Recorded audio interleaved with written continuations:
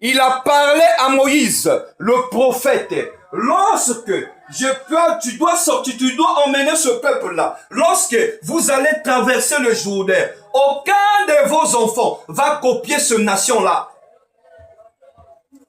Il parlait de quelle nation? Il parlait les Cananéens, les Moabites, les Ammonites, qui étaient autour, parce que le peuple israélite, ils ont quitté d'abord Canaan pour être en captivité des 430 ans après la sortie. Ils commençaient maintenant à y retourner.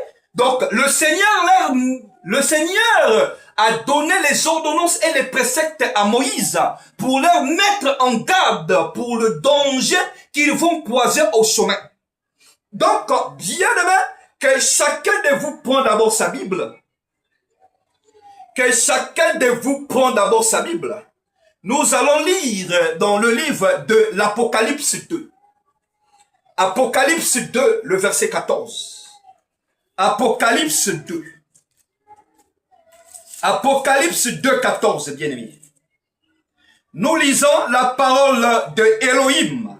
Nous rendons grâce à Elohim. Lisons. Apocalypse 2, 14. Mais j'ai quelque chose contre toi. C'est que tu as des gens attachés à la doctrine de Balaam qui enseignent à Balak à mettre une pierre d'achoppement devant le fils d'Israël pour qu'il mangeasse des viandes sacrifiées aux idoles et qu'il se livrasse à l'impudicité, parole de Elohim. Bien-aimé, ça c'est la révélation de Jean.